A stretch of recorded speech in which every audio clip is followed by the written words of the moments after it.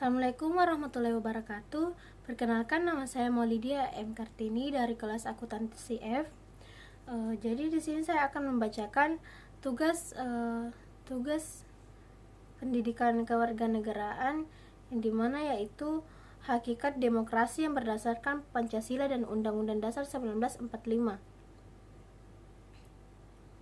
Langsung saja latar belakangnya yaitu setiap warga negara mendambakan pemerintahan demokratis yang menjadi tegaknya kedaulatan rakyat. Hasrat ini dilandasi pemahaman bahwa pemerintahan demokratis memberi peluang bagi tumbuhnya prinsip menghargai keberadaan individu untuk berpartisipasi dalam kehidupan bernegara secara maksimal. Karena itu, demokrasi perlu ditumbuhkan, dipelihara, dan dihormati oleh setiap warga negara. Setiap negara mempunyai ciri khas dalam pelaksanaan kedaulatan rakyat atau demokrasinya. Hal ini ditentukan oleh sejarah negara yang bersangkutan, kebudayaan, pandangan hidup, serta tujuan yang ingin dicapainya. Rumusan masalah. Apa pengertian demokrasi dan apa saja pilar-pilar demokrasi? Kedua, apa yang menjadi ciri khas demokrasi di Indonesia? Ketiga, apa saja sumber-sumber historis demokrasi Indonesia?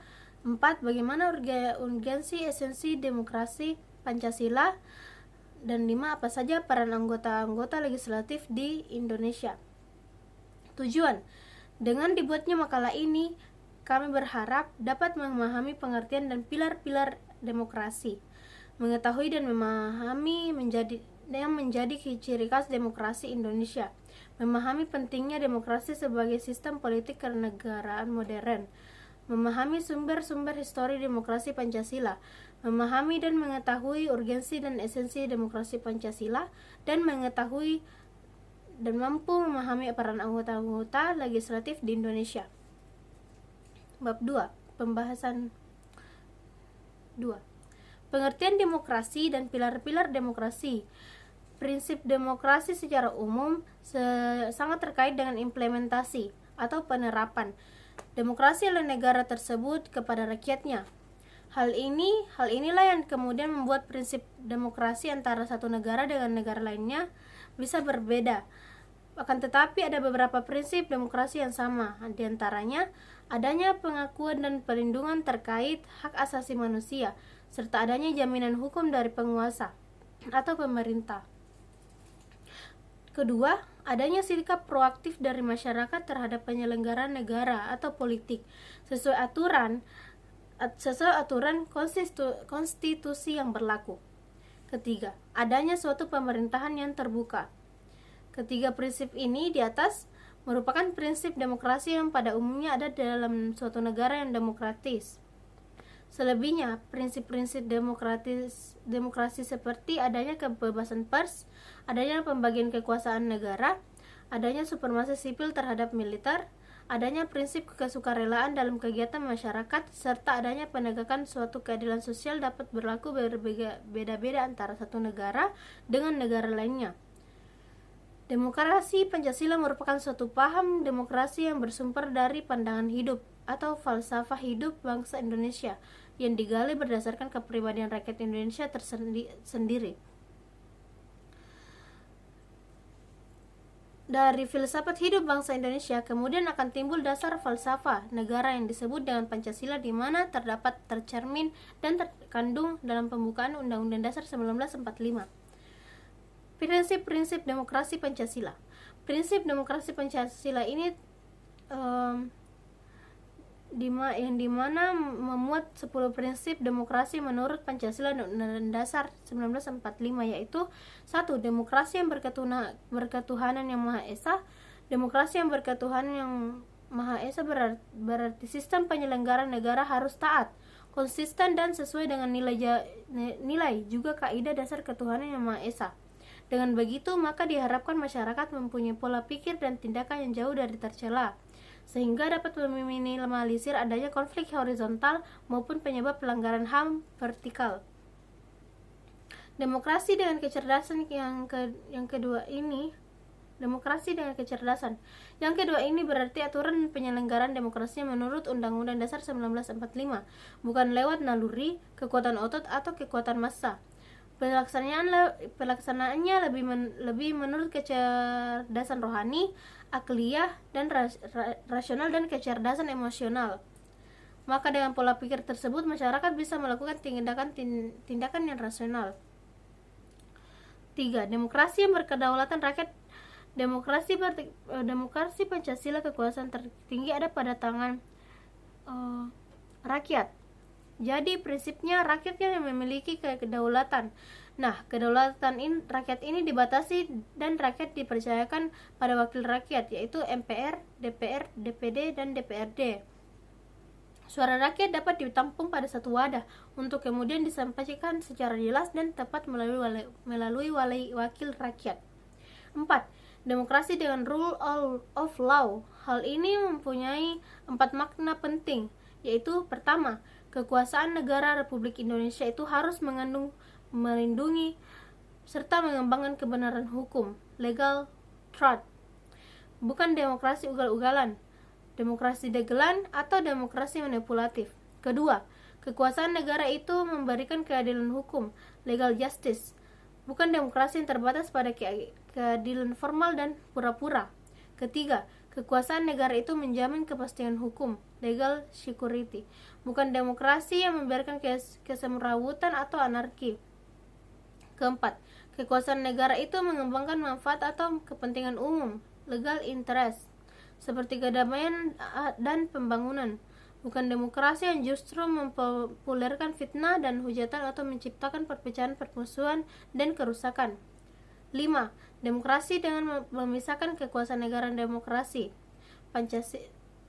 Demokrasi Pancasila menurut Undang-Undang Dasar 1945 ini mengalami pembagian dan pemisahan kekuasaan, division and separating of power, dengan sistem pengawasan dan perimbangan, check and balance. Hal ini dilakukan untuk menghindari penyelewengan kekuasaan yang bisa mengakibatkan kerugian pada pemerintah dan juga rakyat. Demokrasi dengan hak asasi manusia. Prinsip yang keenam ini berarti demokrasi berdasarkan Undang-Undang Dasar 1945, di mana mengakui HAM dengan tujuan bukan hanya untuk menghormati hak tersebut, namun juga meningkatkan martabat dan derajat manusia seutuhnya. HAM bersifat universal dan dimiliki oleh seluruh lapisan masyarakat di dunia. Demokrasi dengan penelitian yang merdeka. Demokrasi Pancasila berarti menghendaki diberlakukannya sistem pengadilan yang independen atau merdeka dengan memberi kesempatan seluasnya kepada pihak yang berkepentingan untuk mencari dan menemukan hukum yang paling adil. Semua pihak juga mempunyai hak yang sama untuk mengajukan pertimbangan, dalil, fakta, saksi, alat bukti, dan petitumnya. Pengadilan di Indonesia bersifat bebas, artinya tidak memihak manapun atau bersifat netral, memberikan saksi hukuman tanpa melihat status sosial, ekonomi, dan popularitas individu yang menjalani proses hukum.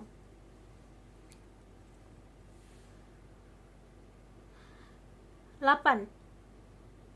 Demokrasi dengan otonomi daerah. Prinsip yang ke-8 ini berarti demokrasi Pancasila dijalankan dengan prinsip otonomi, di mana pemerintahan membentuk daerah otonom pada provinsi dan kabupaten kota.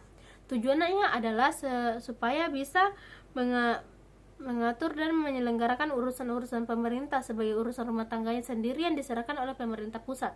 Hal ini tersebut juga berfungsi untuk menggali potensi dan memanfaatkannya sebagai instrumen untuk mengembangkan daerahnya. 9. Demokrasi dengan kemakmuran.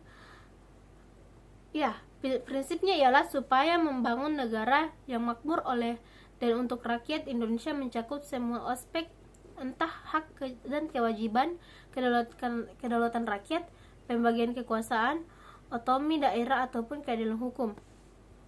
Hal ini berdampak pada menekannya tingkat konflik agama maupun antara ras menjadi lebih kecil. Demokrasi yang berkeadilan sosial. Prinsip ke-10 berarti demokrasi ini menggariskan keadilan sosial, diantaranya berbagai kelompok, golongan, dan masyarakat. Artinya semua masyarakat mendapat perlakuan yang sama tanpa melihat tingkat dan sosial golongan ekonomi tertentu.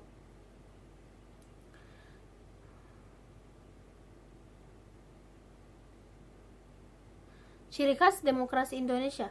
Sebagai negara demokrasi, Indonesia memiliki kekhasan. Apa kekhasan demokrasi Indonesia itu? Menurut Budiarjo dalam buku Dasar-Dasar Ilmu Politik 2008, demokrasi yang dianut di Indonesia adalah demokrasi yang berdasarkan Pancasila yang masih terus berkembang dan ciri-cirinya terdapat berbagai tafsiran dan pandangan. Meskipun demikian, tidak dapat disangkal bahwa nilai-nilai pokok dari demokrasi konstitusional telah cukup tersirat dalam Undang-Undang Dasar Negara Republik Indonesia 1945. Apakah sebelum muncul istilah demokrasi Pancasila, bangsa Indonesia sudah memiliki tradisi demokrasi?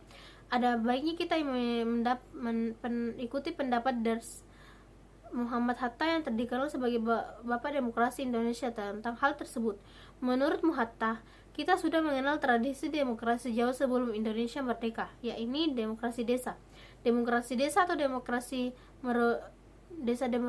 demokrasi merupakan demokrasi asli Indonesia yang bercirikan 3 hal, yakni cita-cita rapat, cita-cita masa protes, dan cita-cita tolong-menolong. Ketiga unsur demokrasi desa tersebut merupakan dasar pengembangan ke arah demokrasi Indonesia modern. Demokrasi yang modern adalah daulat rakyat, tidak hanya berdaulat dalam bidang politik tapi juga dalam bidang ekonomi dan sosial.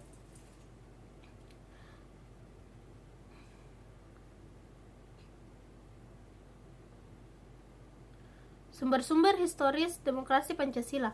Sumber nilai yang berasal dari demokrasi. Desa demokrasi diformulasikan sebagai pemerintahan dari rakyat, oleh rakyat, dan untuk rakyat. Merupakan fenomena baru bagi Indonesia ketika merdeka. Ketika kerajaan pra-Indonesia adalah kerajaan feodal dan dikuasai oleh rakyat, raja-raja autokrat. Akan tetapi nilai demokrasi dalam taraf tertentu sudah berkembang dalam budaya Nusantara dan dipraktikkan setidaknya dalam unit politik terkecil, seperti desa di Jawa, Nagari di Sumatera Barat, dan Banjar di Bali. Latif 2011. Sumber daya nilai yang berasal dari Islam. Nilai demokratis yang berasal dari Islam bersumber dari akar teologisnya. Inti dari keyakinan Islam adalah pengakuan pada ketuhanan yang Maha Esa, tauhid monoteisme. Sumber nilai yang berasal dari Barat. Masyarakat Barat Eropa mempunyai akar demokrasi yang panjang. Pusat demokrasi terpenting di Yunani adalah kota Athena, yang sering dirujuk sebagai contoh pelaksanaan demokrasi partisipatif dalam negara kota sekitar abad ke-5. Selanjutnya muncul pula praktik pemerintahan sejenis di Romawi, tepatnya di kota Roma, Italia, yakni sistem pemerintahan republik. 4. Sumber nilai yang berasal dari Barat. Masyarakat Barat atau Eropa mempunyai akar demokrasi yang panjang. Pusat pertumbuhan demokrasi terpenting di Yunani adalah kota Athena, yang sering dirujuk sebagai contoh pelaksanaan demokrasi partisipatif dan negara kota sekitar abad ke-5.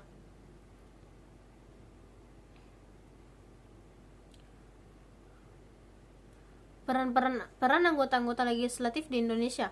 Majelis Permusyawaratan Rakyat. Ketentuan mengenai Majelis Permusyawaratan Rakyat (MPR) dalam naskah asli Undang-Undang Dasar 1945 terdiri atas 2 pasal. Kedua pasal tersebut adalah pasal 2 dan 3 ayat dan pasal 3 tanpa ayat. Pasal 2. 1. Majelis Permusyawaratan Rakyat terdiri atas anggota-anggota Dewan Perwakilan Rakyat ditambah dengan utusan-utusan dari daerah-daerah dan golongan-golongan menurut aturan yang ditetapkan dengan undang-undang. Majelis Permusyawaratan Rakyat bersidang dengan undang-undang. Bersidang sedikitnya sekali dalam 5 tahun di ibu kota negara. Dewan Perwakilan Rakyat. Fungsi lembaga DPR. Lembaga negara DPR yang bertindak sebagai lembaga legislatif mempunyai fungsi berikut ini. Fungsi legislasi, artinya DPR berfungsi sebagai lembaga pembuat undang-undang. Fungsi anggaran, artinya DPR berfungsi sebagai lembaga yang berhak untuk menetapkan anggaran pendapatan dan belanja negara. Fungsi pengawasan, artinya DPR sebagai lembaga yang melakukan pengawasan terhadap pemerintahan yang menjalankan undang-undang.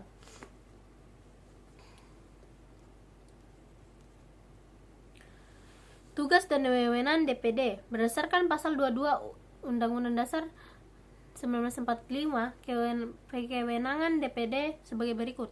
Dapat mengajukan rancangan undang-undang kepada DPR yang berkaitan dengan otonomi daerah, hubungan pusat dengan daerah, pembentukan dan pemekaran, serta penggabungan daerah, pengelolaan sumber daya alam dan sumber daya ekonomi lainnya, pertimbangan keuangan pusat dan daerah. Ikut merancang undang-undang yang berkaitan dengan otonomi daerah, hubungan pusat dengan daerah, pembentukan dan pemekaran, serta penggabungan daerah, pengelolaan sumber daya alam dan sumber daya ekonomi lainnya, pertimbangan keuangan dan pusat negara. Memberi pertimbangan kepada DPR yang berkaitan dengan rancangan undang-undang, RAPBN, pajak, pendidikan, dan agama. Melakukan pengawasan yang berkaitan dengan pelaksanaan undang-undang otonomi daerah, hubungan pusat dan dengan daerah, pembentukan dan pemekaran serta penggabungan daerah, pengelolaan sumber daya alam dan sumber daya ekonomi lainnya, pertimbangan keuangan pusat dengan daerah, pajak, pendidikan, dan agama. Penutupan. Kesimpulannya, yaitu demokrasi berasal dari kata demos dan kratos, dari bahasa Yunani. Demos artinya kekuasaan di tangan rakyat. Ciri khas demokrasi Indonesia adalah ketuhanan yang berdasarkan Pancasila. Sumber-sumber historis Pancasila yaitu sumber historis dari desa, sumber historis dari Islam, sumber historis dari Barat. Saran yaitu saran kami adalah manusia biasa terkadang berbuat kesalahan. Maka dari itu kami mengharapkan kritik dan saran dari Anda semua guna membuat kala ini lebih baik. Jadi cukup sampai situ saja tadi yang saya bacakan tentang hakikat demokrasi berdasarkan Pancasila dan Undang-Undang Dasar 1945. Sekian, terima kasih. Wassalamualaikum warahmatullahi wabarakatuh.